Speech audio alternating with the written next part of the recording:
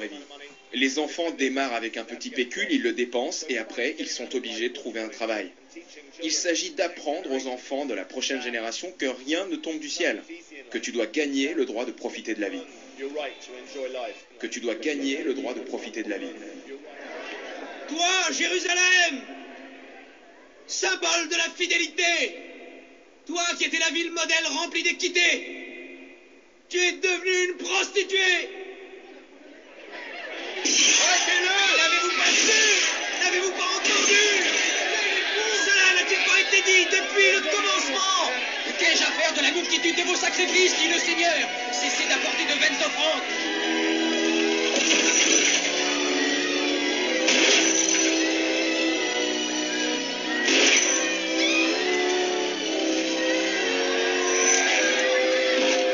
Mes pièces d'or! Rendez-moi mes pièces d'or!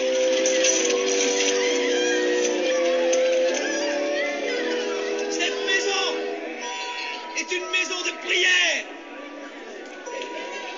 Et vous en avez fait une caverne de voleurs.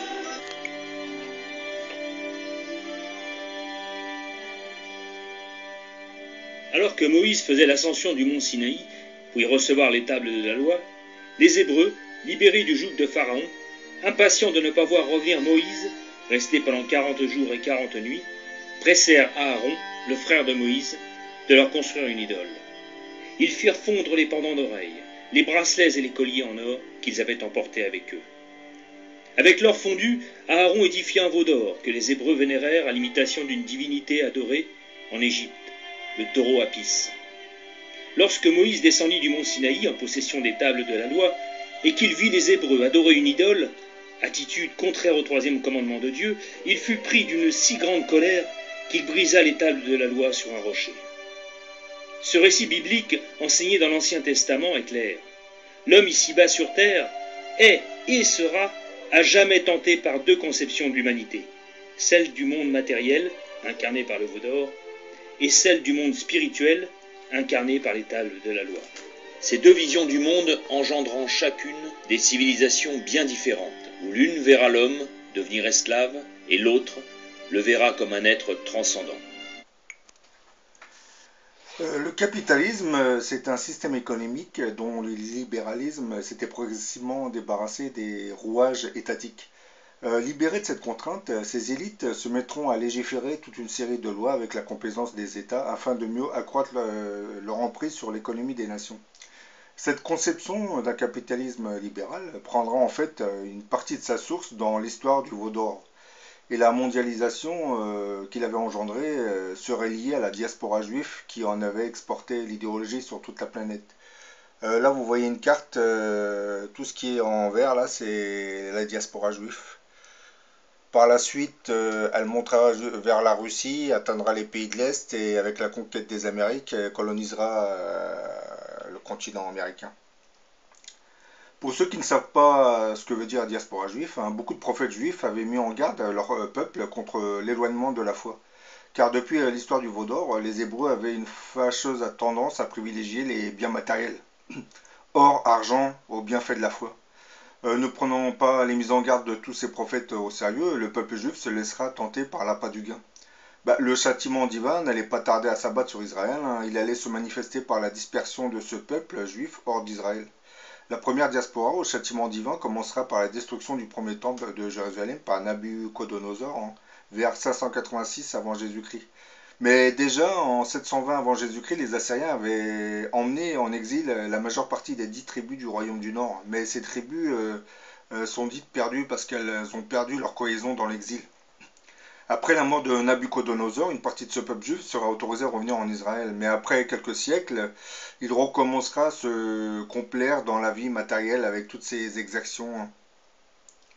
Ce qui logiquement provoquera un deuxième châtiment divin et les Romains viendront s'installer en Israël en l'an 65 avant Jésus-Christ.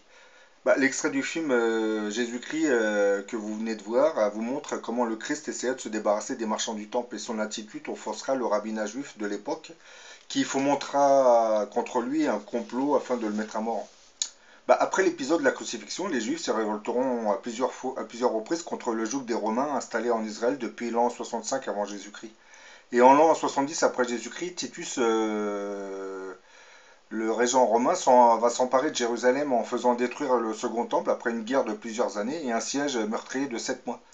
Enfin, à la suite d'une dernière révolte, la ville sera prise de nouveau sous Hadrien en l'an 135.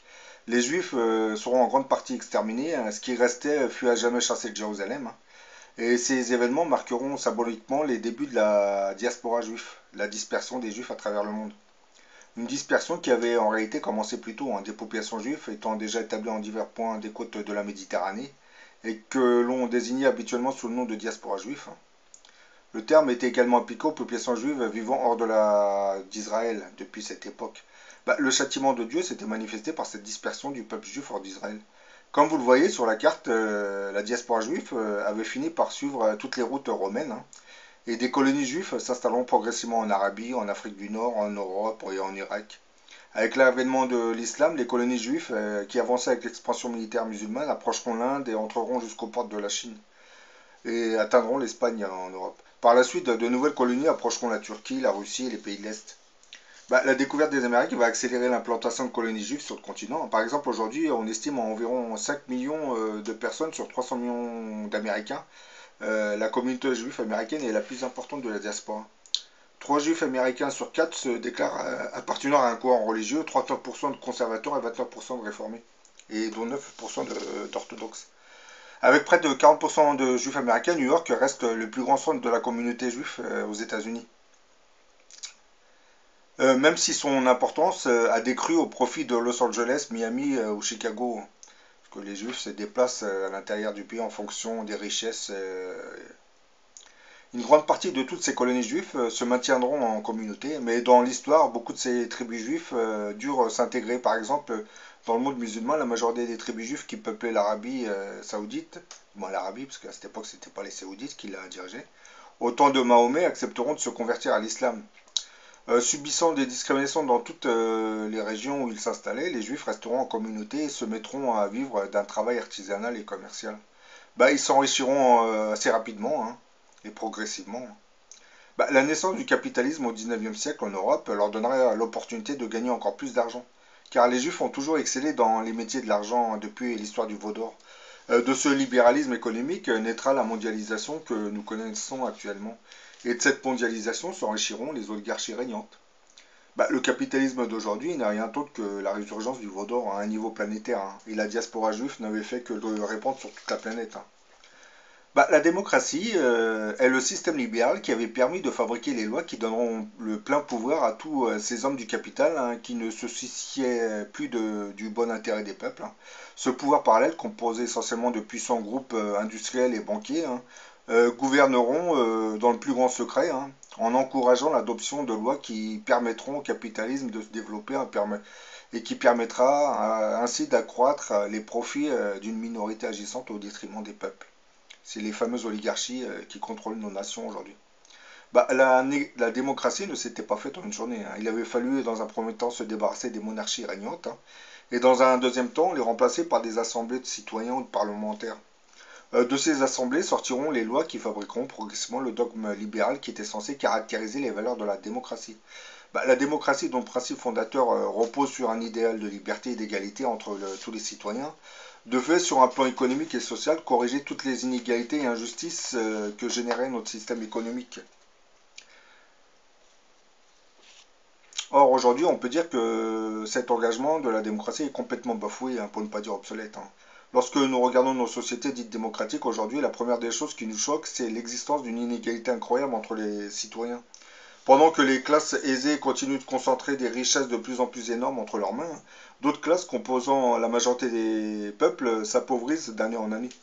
Ce qui frappe à notre époque, ce n'est pas seulement la concentration des richesses parfois scandaleuses, mais l'accumulation d'une énorme puissance, d'un pouvoir économique tombé entre les mains d'un petit nombre d'hommes qui d'ordinaire ne sont pas les propriétaires, mais les simples dépositaires et gérants du capital qu'ils administrent à leur gré. Ce pouvoir est surtout considérable chez ceux qui, détenteurs et maîtres absolus de l'argent, gouvernent le crédit et le dispensent selon leur bon plaisir. Par là, ils encadrent toute l'activité économique d'un pays, et si bien que sans leur consentement, nul ne peut survivre. La noblesse d'antan, qui vivait assez aisément sous les monarchies, sera progressivement remplacée par une bourgeoisie capitaliste, dont l'existence suivra l'évolution technologique de nos sociétés. Par exemple, l'invention de la machine à vapeur leur permettra d'augmenter l'outil de production des objets manufacturiers. Et cette révolution industrielle va progressivement dépeupler les campagnes en faisant venir des millions de paysans qui vont venir s'entasser dans les cités dortoirs construites autour des zones industrialisées. Cet apport technologique stimulera l'essor de puissants groupes industriels qui s'allieront aux banquiers afin de former de puissants lobbies qui se fabriqueront un capitalisme sur mesure, en corrompant des hommes politiques. L'historien Braudel disait que le capitalisme ne pouvait s'établir profondément que là où les lois le lui permettaient et assurait son épanouissement. Il y a des conditions sociales à la poussée à la réussite du capitalisme. Celui-ci exige une certaine tranquillité de l'ordre social, ainsi qu'une certaine neutralité ou faiblesse ou complaisance des États. La constitution des économies capitalistes telles que nous les connaissons a donc supposé d'importants changements législatifs, instaurant la propriété privée du capital et un marché du travail. Pour Karl Marx, ces changements ne sont que la manifestation de la prise de pouvoir au sein de l'État d'une certaine bourgeoisie, moi je dirais d'une certaine oligarchie qui a pris le contrôle économique, politique et médiatique de nos nations. Et voilà, nous y sommes. Le lobby né pendant la révolution industrielle et qui comprenait les patrons de groupes industriels et les grands directeurs de banques vont finir par arroser d'argent les politiques pour qu'ils légifèrent de nouvelles lois nécessaires à l'évolution d'un système économique capitaliste qui ne fera qu'accroître leur richesse. Et toute cette législation pour les classes aisées se fera le plus démocratiquement légal et sur le dos des peuples qu'on maintient dans l'ignorance des lois économiques afin qu'ils ne se révoltent pas. D'ailleurs, je constate toujours avec regret l'ignorance du public pour tout ce qui touche aux questions d'argent. Le public ne comprend pas qu'un petit nombre d'hommes qui ne sont que de simples dépositaires disposent à leur gré de la masse énorme d'argent dont il est, lui, le public, le peuple, le véritable propriétaire, parce que cet argent lui reviendrait de droit en réalité. La création de la société anonyme, par exemple, est un exemple flagrant de l'emprise de l'oligarchie financière sur le politique. C'est grâce au système de la société anonyme que les financiers se sont rendus maîtres des grandes affaires dont, cependant, ils ne possèdent qu'une infime partie du capital.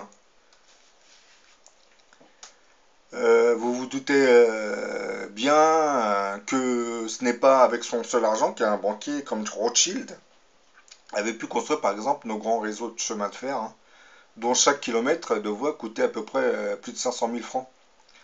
Les millions ne suffisaient plus, il fallait des milliards. C'est alors qu'on avait découvert qu'il y avait quelqu'un de plus riche que Monsieur de Rothschild. C'était Monsieur Tout le Monde. De cette constatation naîtra progressivement l'idée d'intéresser un plus grand nombre de gens à cette entreprise et d'en faire des copropriétaires. C'est ça la société anonyme. La société anonyme qui ne servait guère qu'au financement de certaines compagnies de navigation recevra progressivement son statut avec l'aval d'hommes politiques, dont la complaisance avec le milieu financier n'était même plus à démontrer. Et ainsi, le plus légalement du monde, une loi promulguée en 1867 autorisera toutes les entreprises à se transformer en société anonyme, donc à faire appel au public, à l'argent du public surtout, à leur argent. Grâce à cette nouvelle législation, les financiers allaient pouvoir développer leurs affaires avec l'argent des autres. La manipulation des assemblées générales qui élisaient les administrateurs permettait entre autres aux oligarchies financières de se maintenir à la tête de grandes entreprises, en continuant ainsi de régenter l'économie des pays. Au moment de la constitution d'une société importante, le capital se trouve toujours, du moins naturellement, il se trouve souvent aux mains des fondateurs, ceux-ci qui appartiennent généralement aux banques ou aux trusts, aux groupes industriels, finissent par nommer les administrateurs qui dirigeront en leur nom. Le public, du moins les peuples surtout, se font une fausse idée du capitalisme. Ils s'imaginent souvent que celui-ci est représenté par un personnage qui est très très riche, qui a acheté avec sa fortune personnelle les usines et les entreprises qu'il dirige. C'est une grosse erreur. Les véritables propriétaires, ce sont les petites gens, ces travailleurs économes et prudents qui cherchent à placer leur économie pour assurer l'aisance de leurs vieux jours. Ils sont des millions dans tous les pays et c'est le produit de leur épargne qui permet de financer l'équipement d'une société dite moderne.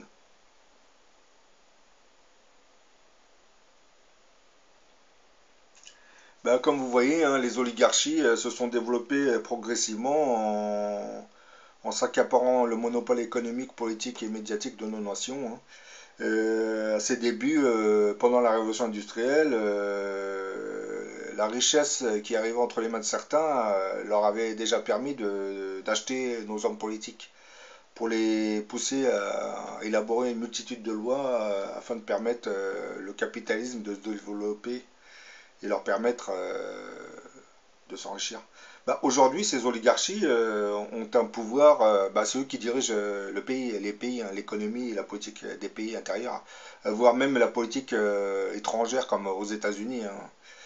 La France aussi, on a une belle oligarchie qui stimule les interventions de la France dans certains pays africains, hein, puisqu'on sauvegarde les intérêts de la minorité, pas de la majorité des peuples. Hein.